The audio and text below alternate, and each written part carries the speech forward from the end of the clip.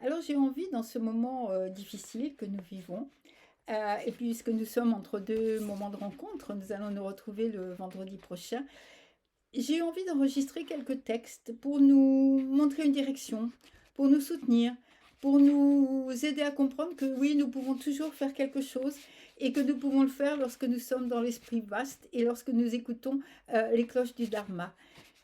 Ça me semble très important parce que toujours dans le monde, notre position en tant que pratiquant, celle que nous répétons tous les matins, je fais le vœu d'aider tous les êtres sensibles, je fais le vœu de sauver tous les êtres sensibles, ou bien dans ce beau texte, je fais le vœu de soulager les malheurs du monde. Nous nous rappelons que nous nous adressons à tous, pas seulement aux proches, pas seulement aux mêmes, mais à tous les êtres vivants, à tous les êtres humains et à tous les êtres non humains. Et ça, je pense que c'est vraiment important et que le travail que nous avons à faire sur l'esprit vaste pour nous-mêmes dépasser nos propres limites et nos propres frontières et faire un cœur vaste, eh bien nous avons à travailler pour nous en souvenir. Voici quelques textes, trois textes que je propose. Le premier est un texte d'une enseignante américaine, Pamela White, qui dit ceci: puissais-je être un texte sacré pour ceux que les mots inspirent, un koan, une rhapsodie, un proverbe, un psaume, pour ceux qui questionnent, une oreille sans préjugés, pour ceux qui croient, un protecteur de la foi. Et bien sûr, c'est en miroir avec le texte Le chemin du Bodhisattva qui dit: puissais-je être un garde pour ceux qui sont sans protection, un guide pour ceux qui voyagent sur le chemin, et pour ceux qui désirent traverser l'eau, puissais-je être un bateau, un radeau, un pont. Et cela fait, comment dire, fait écho pour moi un joli dialogue entre un enseignant tibétain et un de ses élèves au cours d'une retraite. Voici le texte que j'ai trouvé dans Tricycle, une revue bouddhiste américaine. Il y a pas mal d'années, j'ai fait une retraite avec un labba tibétain qui nous demanda de travailler sur les divinités en nous imaginant comme le bodhisattva Vajrasattva. Quelqu'un demanda pourquoi prétendre être quelque chose que nous ne sommes pas, et l'enseignant répondit: nous passons énormément de temps à nous imaginer être ces petites personnes que nous nous disons à nous-mêmes que nous sommes. Ça ne nous fera pas de mal de passer un peu de temps à imaginer que nous sommes quelque chose de plus vaste. Et le commentaire dit: c'est ça la générosité, être plus vaste. Le bouddhisme n'est pas un développement de l'esprit, c'est un développement de l'être humain. Préparez-vous à être étiré. Et voilà, oui, je pense que nous avons besoin d'être étirés régulièrement. Je pense que nous avons besoin de faire de la place dans notre cœur, dans notre tête. Et pour cela, David Brasier, l'auteur d'un livre qui s'appelait Le bouddhisme est une religion, a écrit ce texte, Les cloches du Dharma.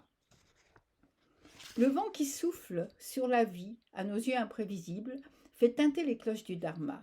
On ne peut se fier au corps, on ne peut se fier à l'esprit, on ne peut se fier à la pensée. Les émotions sont des chevaux fous. L'instant présent est déjà passé, l'avenir est inconnu. L'histoire est réécrite chaque jour, et que dire du statut social, de la richesse et de toutes ces choses. Même notre famille et nos amis ne peuvent nous accompagner là où nous allons. Quiconque agit avec un esprit égoïste se traîne avec affliction, multipliant les complications inutiles comme un vieux chariot. Quiconque a la chance de trouver un véritable refuge est très favorisé par la fortune. Un profond bien-être entoure celui-là, car celui qui se tient dans la lumière, celui-là, le bonheur suit chacun de ses pas comme une ombre bienfaisante. Souhaitons-nous mutuellement de trouver ce refuge et réjouissons-nous avec reconnaissance lorsque sa lumière éclatante transperce les nuées. Lorsque nos vies sont baignées de lumière, sachons apprécier l'ombre, mais plus important encore, ayons le courage de la lumière. Lorsque nos vies sont plongées dans l'obscurité, prenons patience et ayons foi dans le soleil masqué par les nuages. Les nuages ont une beauté propre pour qui peut la voir.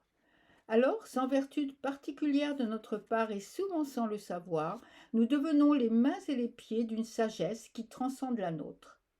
Parfois il y a de la joie, parfois il y a du chagrin, parfois la lumière, parfois la nuit. Les cloches continuent à tinter et nous avons une chance profonde de les entendre.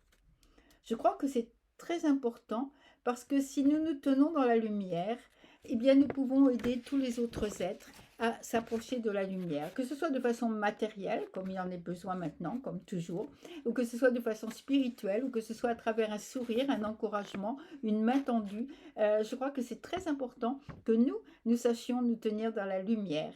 Et je voudrais terminer avec un petit poème écrit par une pratiquante de la voix de la demeure sans limite.